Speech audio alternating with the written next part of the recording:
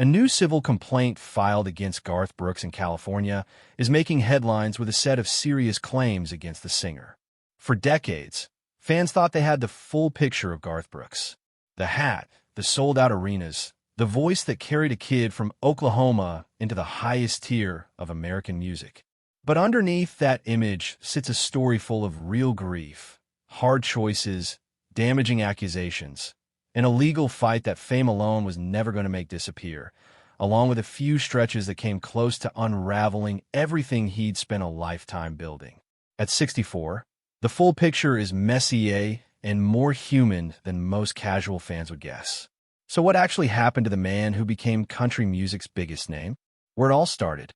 Troy Garth Brooks was born February 7th, 1962, in Tulsa, Oklahoma, the youngest of 6 kids raised in Yukon, Oklahoma.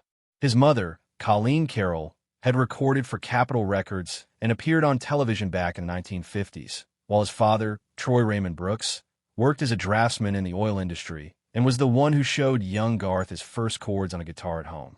Music nights were a regular fixture in that house growing up, running right alongside a strict work ethic that came from 2 parents with very different instincts. One who leaned into dreaming big without hesitation. The other who insisted big dreams meant nothing without discipline behind them.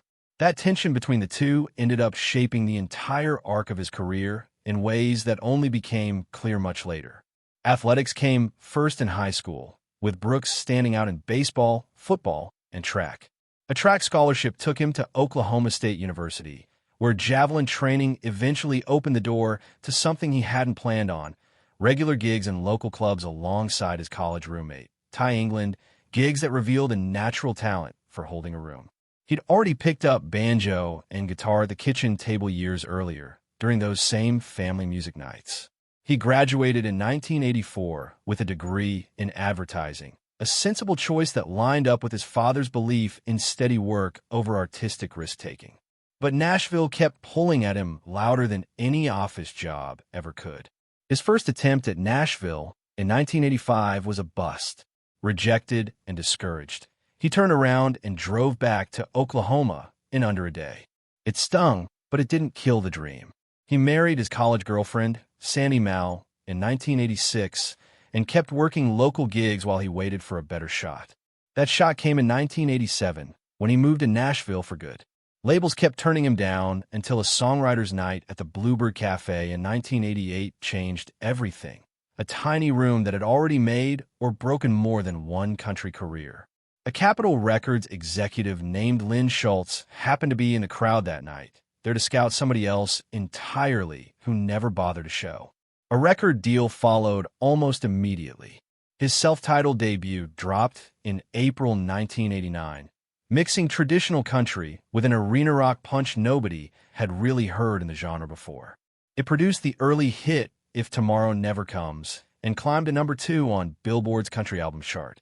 Everything changed with the second album, No Fences, in 1990, 23 weeks at number 1, and the song that became his signature, Friends in Low Places. His live shows turned into full theatrical productions, headset mics, big entrances, a scale of showmanship country audiences hadn't seen packaged that way before. The video for The Thunder Rolls got pulled off both major country video networks over its depiction of domestic violence, a controversy that, if anything, only sent the song higher up the charts. His total album sales eventually crossed 200 million, making him the best-selling solo artist in U.S. history. Along the way, he picked up 2 Grammys, 17 American Music Awards, and a record 7 wins for the CMA's Entertainer of the Year, a mark nobody else has matched. The marriage that shaped everything that came after.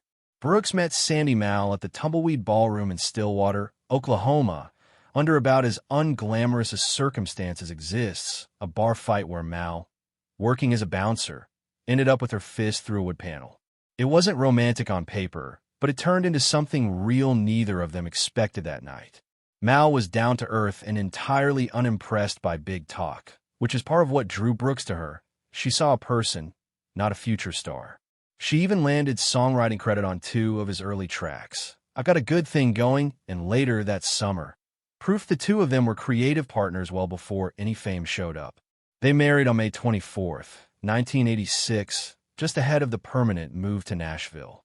3 daughters followed: Taylor Maine Pearl in 1992, August Anna in 1994, and Allie Colleen in 1996. Brooks has said many times that those 3 girls are the single biggest accomplishment of his life, ahead of any award. But between 1989 and 1993, he was on the road as many as 300 days a year, leaving Mal to handle school runs, doctor visits, and long nights largely on her own while he performed for screaming crowds far from home. The years that looked like his career peak were, quietly, some of the toughest years of his marriage. With a first marriage came apart. Mal said in a 2019 documentary that the man who came home from tour sometimes felt like someone she barely knew, that the person who left for the road and the person who walked back through the door weren't quite the same. The gap between them widened with every cycle. Weeks turned into months, and every homecoming seemed to come with another award show or industry obligation pulling at his attention instead of family time. Brooks has since admitted he didn't fully register how hard that isolation was on Mal at the time, caught up as he was in the momentum of his own success. He filed for divorce in Tennessee in November 2000, citing irreconcilable differences after they'd already been separated for a while. He told Billboard the split was mutual and that both of them were focused on protecting their daughters from unnecessary fallout. The settlement, finalized December 17, 2001, reportedly gave Mal around $125 million, one of the most expensive celebrity divorces on record at the time. Even so, the two of them ran an unusually disciplined custody arrangement, trading the kids every day at 7 a.m. and 6 p.m. without exception for over 10 years, giving their daughters surprisingly stable routine underneath a very public, very expensive split. His mother, Colleen, died of cancer on August 6, 1999, the same woman whose singing around the house at first put music in his head as a kid. That loss hit hard enough that he announced a full retirement from music at a Nashville press conference on October 26, 2000. In 2010, his father, Troy Raymond Brooks, a former oil field worker and Marine veteran who'd instilled the discipline behind everything Brooks built, passed away too. Losing both parents within about a decade took away 2 of the steadiest voices in his life. Honoring his mother later turned into its own legal headache. A $500,000 donation made in 2005 to a hospital near Yukon, Oklahoma, came with an understanding that a women's health center would carry Colleen Brooks' name. When that never happened, Brooks filed a breach of contract suit in 2009, and a Rogers County jury sided with him in early 2012, ordering the hospital to return the donation and pay an extra $500,000 in punitive damages, a small, personal win in defense of his mother's memory. In April 2025, his longtime songwriting partner Larry Bastian passed away at age 90.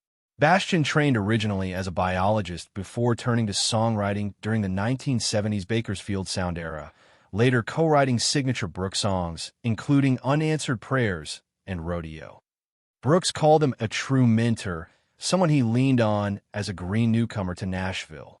Grief wasn't confined to that loss alone. In February 2021, his second wife, Trisha Yearwood, came down with a severe case of COVID-19 during a household quarantine, and Brooks has said publicly he was terrified of losing the person he calls the anchor of his life. He said he leaned on faith rather than superstition to get through it, and credited the wave of support that came in for helping pull her through. Yearwood recovered fully, and the couple later said that frightening stretch of quarantine actually brought them closer, forcing conversations they'd been putting off for years. A 2006 Oklahoma wildfire added its own scare, coming close enough to the family ranch that it forced an emergency evacuation while crews worked to save the property.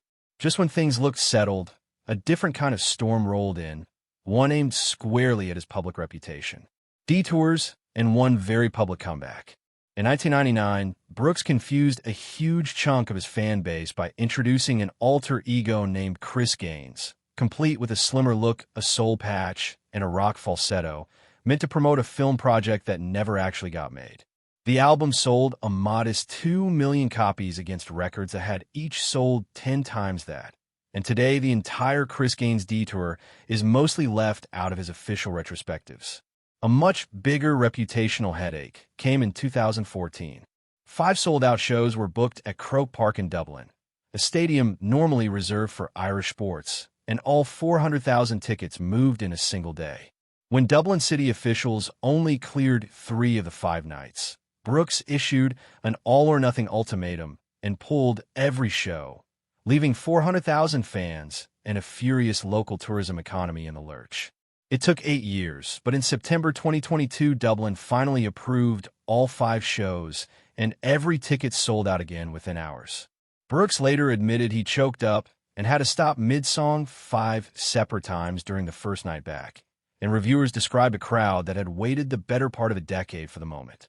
Fans still holding onto and used 2014 tickets got first access, turning old disappointment into a genuinely emotional reunion. What started as a public relations disaster became one of the more celebrated comeback stories in modern touring.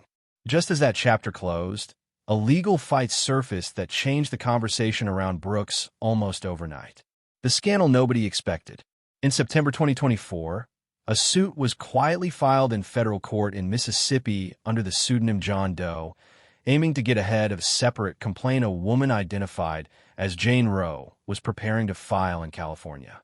Roe had worked as a hairstylist and makeup artist for both Brooks and Trisha Yearwood, first for Yearwood starting in 1999 and later for Brooks himself beginning around 2017. The following month, Roe filed her own suit in Los Angeles, a lengthy complaint alleging sexual assault and battery over a period of years, including one specific incident in a Los Angeles hotel suite tied to a 2019 trip for a Grammy tribute event. The suit also alleged repeated exposure, unwanted sexual comments, explicit messages, and an attempt afterward to delete incriminating texts. Brooks has denied every part of it, calling the claims an extortion attempt and describing the ordeal, in his own words during a fan livestream just days after the filing, as something he knew could take up to 2 years to resolve. A federal judge in California, Michael Fitzgerald, declined to dismiss Roe's suit in December 2024, but paused it pending the outcome of the Mississippi case. Court fights over Roe's request to remain anonymous dragged through 2025. In September of that year, a Mississippi judge denied her motion to proceed under a pseudonym, a ruling she since appealed to the Fifth Circuit Court of Appeals, arguing only the anonymity question and not any related sanctions. As of the middle of 2026, both cases remain unresolved, tangled in jurisdictional back and forth between Mississippi and California courts over which one should actually hear the underlying claims. No trial date exists yet. Nothing is settled. This remains a civil matter, not a criminal one, and Brooks continues to maintain his innocence at every stage. Garth Brooks at 64. His second real love story started quietly back in 1987. Long before either of them was famous, when Brooks and a then-unknown Trisha Yearwood met inside a songwriter's demo studio and recorded together as friends while both were still married to other people. Years and 2 divorces later, that friendship turned into something more, culminating in an onstage proposal at Bakersfield's Crystal Palace in front of a crowd that had no idea what they were witnessing. They married December 10, 2005. His early retirement from full-time touring ran from 2000 to 2005, years he spent largely inside a modest ranch house in Oklahoma, trading stadium tours for school drop-offs and youth sports, a trade he's called one of the great gifts of his life rather than any kind of sacrifice. When he returned to full-time performing, it led to a stadium tour averaging roughly 95,000 fans a city across nearly 3 million total attendees, on the heels of an earlier arena run with Yearwood that moved more than 6 million tickets over 3.5 years. From 2019 through March 2025, the two of them also held a long-running residency called Garth Brooks /+1 at the Coliseum inside Caesars Palace in Las Vegas, a more intimate setting than his stadium shows, which reportedly sold out close to every performance across its run. A Kennedy Center honor and a Library of Congress's Gershwin Prize for Popular Song later added to a long list of lifetime recognitions. The last couple of years have brought new milestones, even with the legal cloud hanging overhead. In mid-2026, The RIAA confirmed his 10th Diamond certified album, more than any other recording artist in history, an achievement the RIAA's own chairman joked their commemorative wall wasn't built to hold. Around the same time, reports surfaced that Brooks was in talks to sell his songwriting and recording catalog for a price that could reach roughly $2 billion, a deal that, if finalized, would put him ahead of Dolly Parton as the wealthiest figure in country music. He played Milwaukee's Summerfest in mid-June 2026 before heading to London for his first UK performance in nearly 3 decades, headlining BST Hyde Park on June 27th to what was reportedly the festival's best-attended night ever. People close to him have said the ongoing legal proceedings create real stress behind the scenes, even as the shows keep selling out. Away from the road, he spent time running a Nashville entertainment venue called Friends in Low Places, complete with a rooftop bar called the Oasis, where he can meet fans and support local musicians away from courtrooms and tour buses alike. At 64, this isn't a tidy story with a bow on it. But through real losses, public embarrassment, an expensive divorce, and a legal battle still working its way through the courts, one thing hasn't changed. He hasn't stopped performing, and he hasn't stopped showing up. From a hospital room in Tulsa to sold-out stadiums on 3 continents, Garth Brooks' story was never going to be simple. What do you think comes next for an icon still fighting to protect the legacy he spent decades building? Let us know in the comments. Hit like and subscribe for more real stories behind music's biggest names.